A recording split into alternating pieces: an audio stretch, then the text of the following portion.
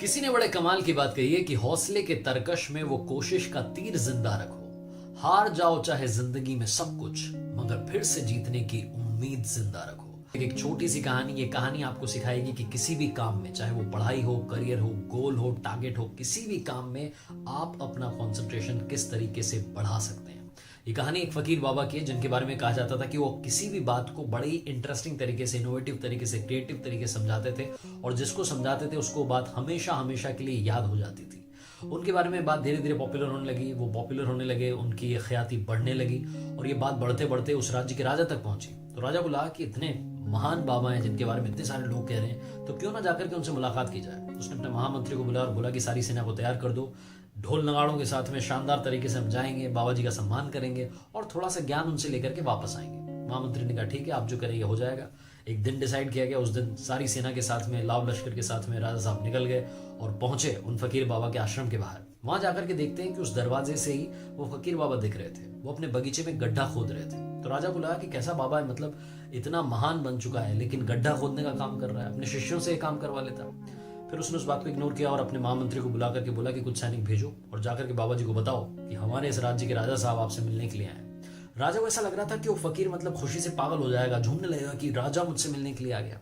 लेकिन वहां ऐसा कुछ नहीं हुआ। सैनिक गए, जाकर के बोले कि राजा साहब आपसे मिलने के लिए आए, लेकिन बाबा जी के कानों में कोई असर ही नहीं पड़ा, जू ही नहीं रहेगी, मतलब उन्होंने ध्यान ही नहीं दिया। सैनिक वापस आया, आकर के बताया मंत्री को कि वो तो ध्यान ही नहीं दे रहे। मंत्री ने आकर के राजा को बताया। राजा को बड़ा बुरा लगा।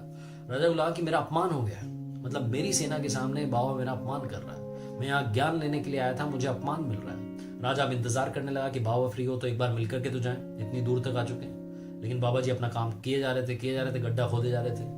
अब राजा ये सब देख रहा था, उसे बड़ा अजीब सा लग रहा था। उसने बोला कि ढोल नगाड़े बजाना शुरू करो, क्या पता शोर मचेगा तो इस बाबा को थोड़ा अकल आएगी। उसे लग रहा था कि बाबा फकीर वकीर नहीं है, पागल आदमी है। कुछ देर के बाद में ढोल नगाड़े भी शांत हो गए और थोड़ी देर के बाद में वो बाबा जी अपना काम खत्म करके खुद से आ गए राजा से मिलने के लिए। और आकर के नमस्कार किया और बोले कि राजन आपका स्वागत है हमारे आश्रम में, आइए आपको शीतल जल पिलाते हैं। तो राजा भड़क गया। राजा ने बोला कि क्या पानी वानी की बात कर रहे हो, मैं आपका इंतजार कर रहा हूँ, आप मुझे इंतजार करवा रहे हो, मैं आपसे ज्ञान लेने के लिए आया था, ज्ञान व्यान तो छोड़ो, आपने मेरा अपमान कर दिया। और मतलब इतना छोटा सा काम आप कर रहे हो, गड्ढा खोद रहे हो, कौन सा बड़ा काम कर रहे हो। तो फकीर बाबा जो थे उन्होंने कहा कि बेटा कौन सा काम बड़ा है, कौन सा काम छोटा है, ये तो ऊपर वाला जाने, मैं तो हर काम को बहुत बड़ा मानता हूँ, बहुत महत्वपूर्ण मानता हूँ। और रही बात ज्ञान की, तो वो मैं तुम्हें पहले ही दे चुका हूँ। तो अब राजा के मन में एक जिज्ञासा जागी कि ये ज्ञान कहाँ दिया, अभी तो बात ही नहीं हुई, अब तो हमारी बात शुरू हुई है और बाबा जी कह रहे हैं कि ज्ञान पहले ही दे चुका हूँ, तो इन्होंने किस तरीके से मुझे ज्ञान दिया। वो जानने के लिए उस राजा के मन में बहुत सारे सवाल उठने लगे।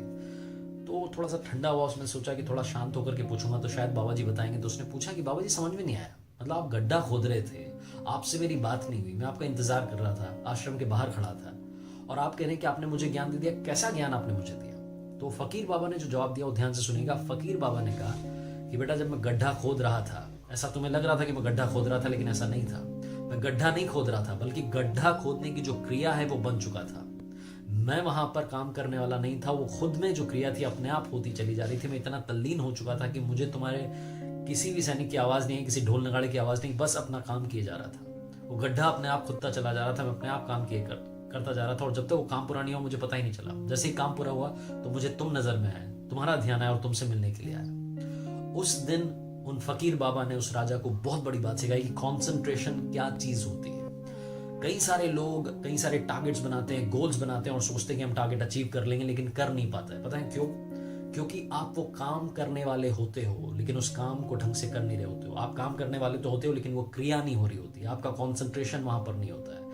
जो भी आप टारगेट बना रहे हैं लाइफ में, जो भी आप करना चाह रहे हैं, पूरे मन के साथ कीजिए, पैशन के साथ कीजिए, वो चीज आपके पास अपने आप चली आएगी। और रही बात उस काम को करने की, तो बस काम करने से पहले ये सोचिएगा कि क्या आपको उस काम में मजा आ रहा है या नहीं आ रहा है। आरजे कार्तिक आपसे बस यही कहेगा कि अपने पसंद का काम कीजिए, अपने पसंद से टारगेट बनाइए और फिर उसे अचीव करने के लिए पूरे पैशन के साथ में लग जाइए। वही कॉन्सेंट्रेशन लेकर के आइए जो फकीर बाबा उस गड्ढे को खोदने में लेकर के आए थे। आप काम करने वाले नहीं रहेंगे, आप क्रिया बन जाएंगे। आरजे कार्तिक एक बार फिर से कहेगा, कर दिखाओ कुछ ऐसा कि दुनिया करना चाहे आपके जैसा।